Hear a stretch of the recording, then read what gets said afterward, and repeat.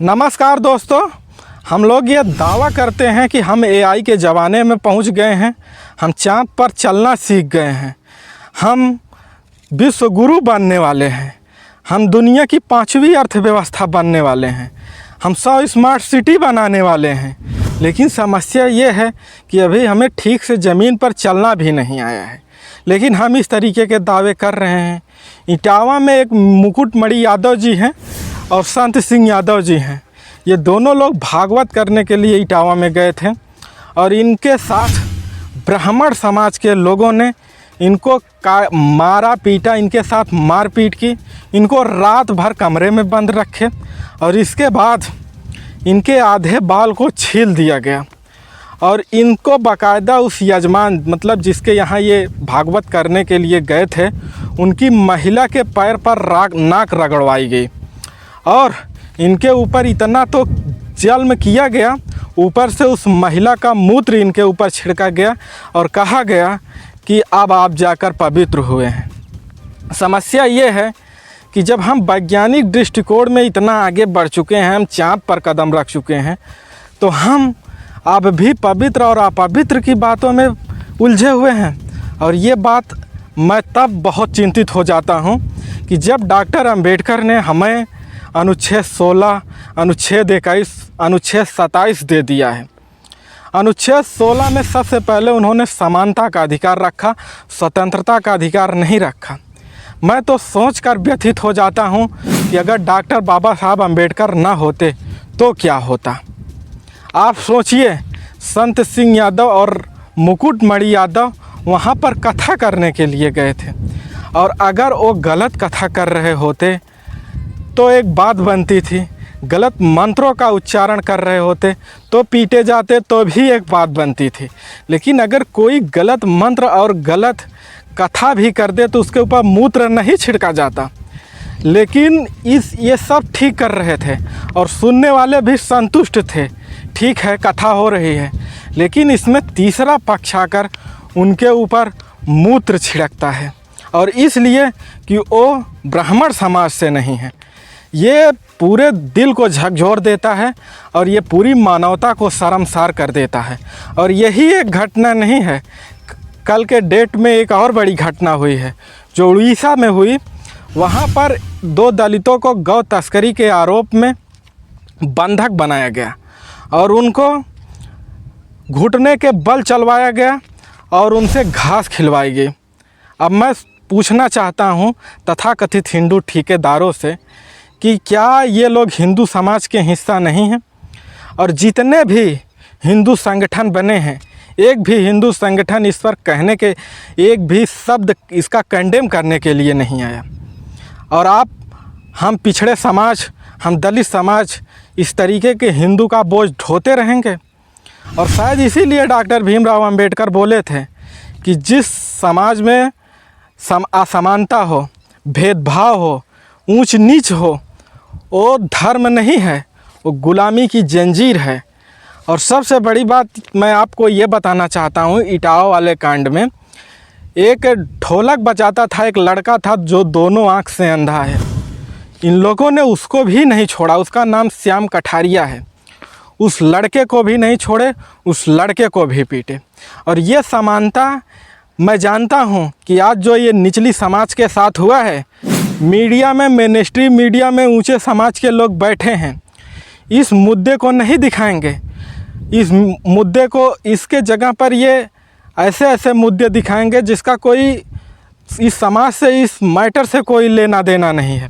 इस मुद्दे को दबा दिया जाएगा। लेकिन ये मुद्दे, इस तरीके के कारनामे करने के लिए लोगों के अंदर कहाँ से शक्ति आती है, कहाँ से ये संविधान से ऊपर हो अपने आप को समझने लगते हैं। तो मैं इसके जवाब में आपको बताना चाहता हूँ, जब मुख्यमंत्री अखिलेश यादव थे, योगी आदित्यनाथ नए मुख्यमंत्री बने, तो उन्होंने मुख्यमंत्री आवास को गंगा जल से धोया था। और आज हालत ये हो चुकी है कि किसी को पवित्र करने के लिए गंगा जल की आवश्यकता नहीं है, ब्राह्मण महिला का मूत्र का उपयोग किया जा रहा है।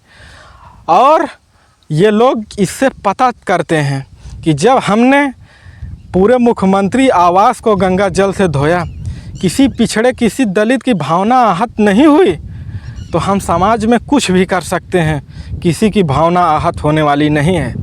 और यहीं तक नहीं, जब राष्ट्रपति रामनाथ कोविंद थे तो इनको जगन्नाथ मंदिर में गर्भगृह में जाने नहीं दिया गया था, नीचे कुर्सी पर बैठा दिया गया था। नरेंद्र मोदी गए थे, बस अश्विनी वैष्णव गए थे, सब गए थे, लेकिन भारत के प्रथम नागरिक थे राष्ट्रपति रामनाथ कोविंद, इनको गर्भगृह में नहीं जाने दिया गया था। और यहाँ से ये पता चलता है कि जब राष्ट्रपति अपने लिए कुछ नहीं कर सकता, संविधान के सबसे ऊंचे पद पर बैठा हुआ है, तो आम जनता के साथ इस तरीके का बदसलूक होगा। और सबसे बड़ी बात यह है कि इसके पहले भी ऐसे कारनामे हो चुके हैं।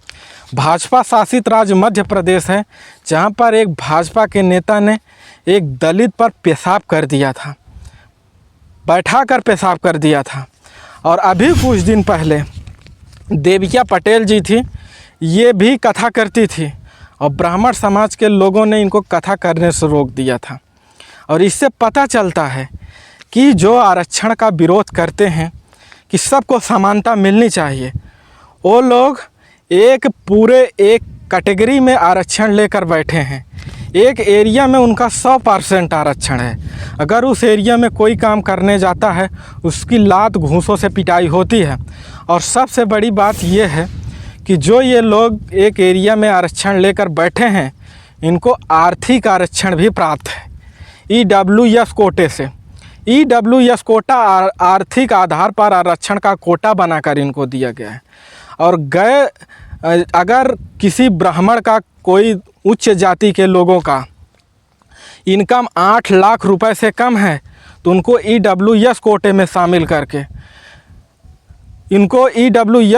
शामिल करके इनको आरक्षण दिया जाता है। लेकिन दलितों को, पिछड़ों को आर्थिक रूप से आरक्षण आज तक नहीं प्राप्त है। इनके साथ जो भेदभाव हो रहा था, उस भेदभाव से ऊपर उबारने के लिए जो आरक्षण दिया गया है, ये कोई आर्थिक आरक्षण नहीं है, इसलिए इसको समाप्त भी नहीं कर पा रहे हैं, क्योंकि डॉक्टर अंबेडकर ने इसको 10 साल तक दिए थे और उनको लगता था कि शायद 10 साल में स्थिति सामान्य हो जाएगी। लेकिन समस्या ये हो गया कि देश को आज़ाद हुए 75 साल हो गए, आज तक स्थिति सामान्य नहीं हो पाई है। आज तक दलितों के साथ, पिछड़ों के साथ अमानवीय व्यवहार किए जाते हैं। उनको सामाजिक रूप से प्रताड़ित किया जाता है, उनको घोड़ियों पर नहीं चढ़ने दिया जाता है। और अब हद तो ये हो चुकी है, उनके ऊपर मूत्र छिड़के जाते हैं। और मैं आपको बता दूं, एक धीरेन्द्र शास्त्री है, उसकी डिग्री का कोई आता जाता पता नहीं है, और वो आदमी कथा करता है। और वो अभी 23 साल का लड़का है। नरेंद्र मोदी उसे अपना भाई कहते हैं। नरेंद्र मोदी उसके बगल में कुर्सी लगाकर बैठते हैं। और वो 200 करोड़ के विमान से चलता है। वो 1,20,000 का कोट पहनता है। वो बूची का चश्मा पहनता है और वो ऑस्ट्रेलिया में घूमता है, छुट्टी मनाता है। उससे किसी को आपत्ति नहीं होता। साधु के बारे में एक कहावत थी कि रमता पानी बहता जोगी, लेकिन आज साधु विमान से चल रहे हैं, बूची का चश्मा पहन रहे हैं, बाकायदा 1 लाख से ऊपर कोट पहन रहे हैं। किसी को कोई आपत्ति नहीं है, किसी की भावनाएं आहत नहीं होती। लेकिन अगर पिछड़े समाज का आदमी कथा कर दे, उसके ऊपर मूत्र छिड़का जा रहा है। आप लोग सोचिए, आप हिंदू में कहाँ खड़े हैं।